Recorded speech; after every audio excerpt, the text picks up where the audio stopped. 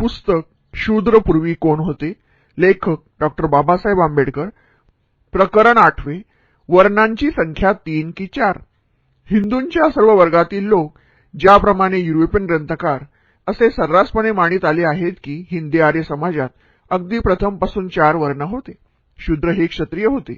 हा सिद्धांत मागील प्रकरणात मांडला आहे. तो सिद्धांत जर मान्य केला तर असा निष्कर्ष काढावा लागतो की 4 वर्णाबद्दलचे प्रमेय चुकीचे ठरते. कारण हिंदी आर्य समाजात एकेकाळी ब्राह्मण, क्षत्रिय, वैश्य असे फक्त 3 वर्ण अस्तित्वात होते. हा प्रश्न मी यशस्वीरित्याने सोडवून दाखविला नाही तर शूद्र हे क्षत्रिय होते हा जो मी सिद्धांत मांडला आहे तो मी निसंशयपणे सिद्ध केला आहे असे म्हणता येणार नाही. म्हणून फक्त 3 वर्ण अस्तित्वात होते हा सिद्धांत स्पष्ट करणे आवश्यक आहे. याची मला पूरी जाणीव आहे. शूद्र हे क्षत्रिय होते हा सिद्धांत मांडून मी एक नवे संकट उत्पन्न केले आहे. कारण त्या सिद्धांताच्या जोऱ्यावर मी मुख्य प्रश्न सोडविण्याची अनुकूल परिस्थिती उत्पन्न केली खरी, पण त्या सिद्धांतामुळे वर्ण 3 होते की 4 होते असा वर्णाबद्दलचा एक नवा प्रश्न उपस्थित होता. ही सारी घटना दुर्दैवाची वाटते. तरी पण सुदैवाने अशी एक गोष्ट आहे की हिंदी आर्य समाजात फक्त 3 वर्ण अस्तित्वात होते हे सिद्ध करण्यास भरभक्कम व मुद्देसूद पुरावा उपलब्ध आहे. या बाबतीत मला विश्वसनीय वाटणारा पहिला पुरावा खुद्द ऋग्वेदात सापडतो. ऋग्वेदाच्या काळात वर्णव्यवस्था अस्तित्वात नव्हती असे काही विद्वानांचे म्हणणे आहे. ऋग्वेद लिहून झाल्यानंतर पुष्कळ काळाने ऋग्वेदात पुरुष सूक्त घुसडण्यात आले. या मतावर सदर विद्वानांची खरी भिस्त असल्यामुळे वर्णव्यवस्था अस्तित्वात नव्हती असे त्यांनी आपले मत बनविले आहे. पुरुष सूक्त हे ऋग्वेदात बऱ्याच काळानंतर घुसडण्यात आले हे मत जरी मान्य केले तरी ऋग्वेदाच्या काळात वर्णव्यवस्था नव्हती हे मत मुळातच ऋग्वेदाच्या मजकुराशी पूर्णपणे विसंगत आहे. कारण पुरुष सूक्ताचा विचार क्षणभर बाजूला सोडून जर ऋग्वेदाकडे आपण दृष्टी फेकली तर ब्राह्मण, क्षत्रिय व वैश्य यांच्याबद्दल एकदा नव्हे तर अनेकदा ऋग्वेदातून उल्लेख आला आहे असे आपणाला दिसून येईल. ब्राह्मण हा एक निराळा वर्ण आहे. अशा अर्थाने ब्राह्मण हा शब्द ऋग्वेदात 15 वेळा वापरला आहे. क्षत्रिय हा एक निराळा वर्ण आहे. या अर्थाने क्षत्रिय हा शब्द ऋग्वेदात 9 वेळा वापरलेला आढळतो. हे विशेष महत्वाचे आहे. शूद्र हा जर निराळा वर्ण अस्तित्वात असता तर त्याचा उल्लेख करण्यात ऋग्वेदाला कोणतीही आडकाठी नव्हती. या सर्व गोष्टी लक्षात घेऊन ऋग्वेदाच्या काळात वर्णव्यवस्था अस्तित्वात नव्हती हा तो निष्कर्ष नव्हे तर त्या काळी फक्त 3 वर्ण होते आणि शूद्राला 4था वर्ण म्हणून त्या काळी समजण्यात येत नसे असा तो खरा निष्कर्ष काढता येईल. मला या बाबतीत वाटणारा दुसरा पुरावा शतपथ ब्राह्मण व तैत्तरीय ब्राह्मण या 2 ब्राह्मण ग्रंथात सापडतो. फक्त 3 वर्षांची उत्पत्ती कशी झाली याची माहिती या 2 ग्रंथात सापडते. शूद्र हा 4था वर्ण कसा उत्पन्न झाला याची माहिती त्या ग्रंथात नाही. शतपथ ब्राह्मणात खालीलप्रमाणे म्हटले आहे: 1. 1, 4, 11 भू असा उद्गार काढून प्रजापतीने पृथ्वी उत्पन्न केली. भूव असा उद्गार काढून त्याने हवा उत्पन्न केली. स्व असा उद्गार काढून त्याने आकाश निर्माण केले. ही सृष्टी म्हणजे वर सांगितलेले जग होय. या सर्वांबरोबर अग्नी ठेवण्यात येतो. भ्रुव असे म्हणून प्रजापतीने ब्राह्मण उत्पन्न केला. भूव म्हणून क्षत्रिय उत्पन्न केला आणि स्व म्हणून त्याने 20 उत्पन्न केला. या सर्वांबरोबर अग्नी ठेवण्यात आला. भू म्हणून प्रजापतीने स्वतःला उत्पन्न केले. भूव म्हणून त्याने संतती उत्पन्न केली. स्व म्हणून त्याने जनावरे उत्पन्न केली. हे जग प्रजापती, संतती व जनावरे यांचे मिळून झाले आहे. या सर्वांबरोबर अग्नी ठेवण्यात आला.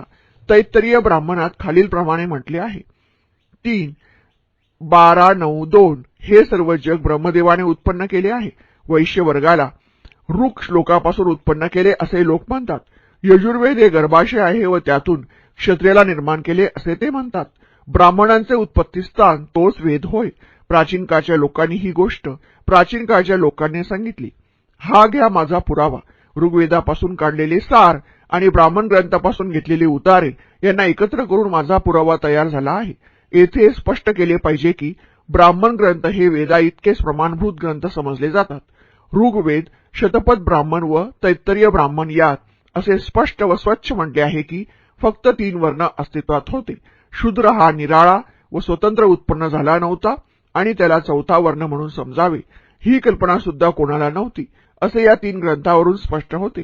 प्रथमतः 3 वर्ण अस्तित्वात होते आणि शूद्र हा दुसऱ्या वर्णाचा केवळ एक भाग होता असे जे माझे म्हणणे आहे त्याला मी वर मांडलेल्या पुराव्यांशिवाय दुसरा उत्तम पुरावा कुठे सापडणे शक्य वाटत नाही. 2. माझ्या म्हणण्याला टेकू देणारा पुरावा कोणत्या प्रकारचा आहे हे मी वर स्पष्ट केले आहे. या बाबतीत विरुद्ध पुरावा काय आहे ते पाहूया. प्रथम पासून 4 वर्ण अस्तित्वात होते असे ऋग्वेदातील पुरुष सूक्तात म्हटले आहे. मी मांडलेला पुरावा व पुरुष सूक्ताचा पुरावा यापैकी कोणता पुरावा बरोबर आहे व ग्राह्य समजावा व वर्ण 3 होते की 4 होते हा प्रश्न कसा सोडवावा हे आता पाहू. मीमांसेचे नियम लागू करून हा प्रश्न सोडविता येणार नाही.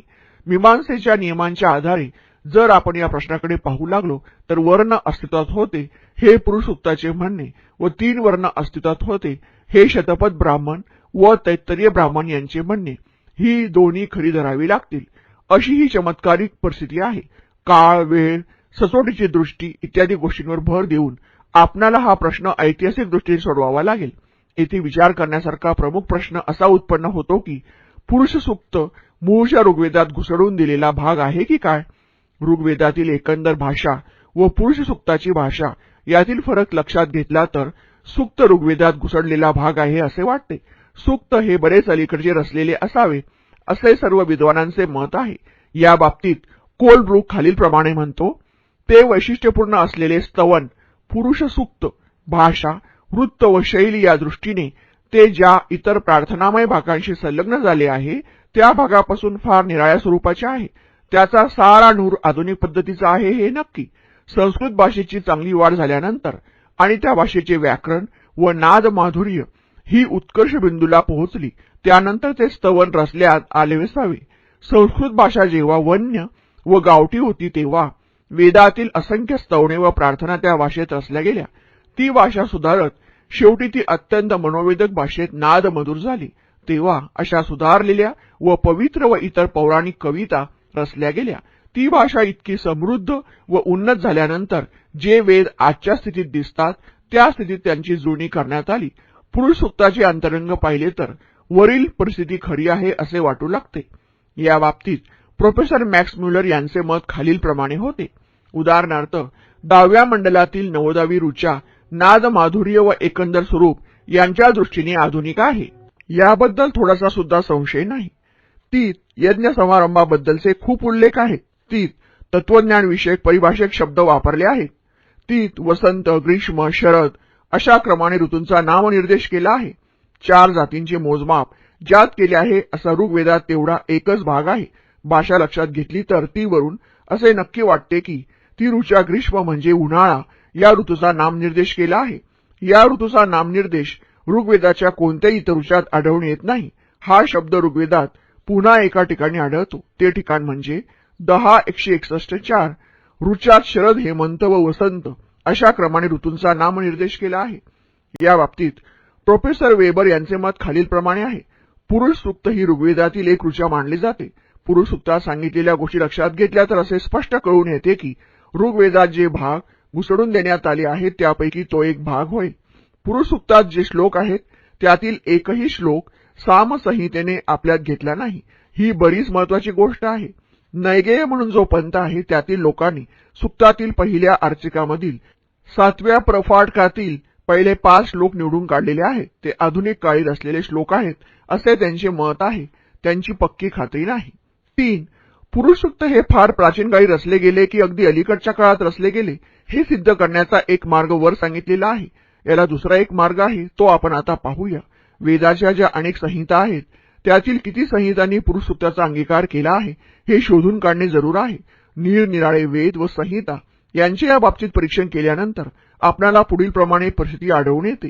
सामवेदाने पुरुष सूक्तातील श्लोकांपैकी फक्त 5 श्लोक आल्यात अंतर्गत केले आहेत. शुक्ल वेदाकडे पाहिले तर असे दिसून येते की वाजसनेयी संहितेत पुरुष सूक्ताचा समावेश करण्यात आला आहे. तरी पण सामवेदातील पुरुष सूक्ताचा समावेश आणि त्याचा शुक्ल यजुर्वेदातील समावेश यांच्यात मोठा फरक आहे. पुरुष सूक्त ऋग्वेदात जसे सापडते तशा स्थितीत त्याचे 16 श्लोक आहेत. परंतु वाजसनेयी संहितेत जे पुरुष सूक्त आहे त्यांचे 22 श्लोक आहेत. कृष्ण यजुर्वेदाच्या फक्त 3 संहिता सध्या उपलब्ध आहेत. त्यात म्हणजे तैत्तरीय कथक व मैत्रियनी यापैकी एकाही संहितेने पुरुष सूक्ताला आपल्या अंतर्गत करून घेतले नाही. ऋग्वेदाच्या पुरुष सूक्ताचा काही न बरोबर उतारा आपल्या अंतर्गत करणारा सर्व वेदात कोणता वेद असेल तर तो अथर्ववेद होय.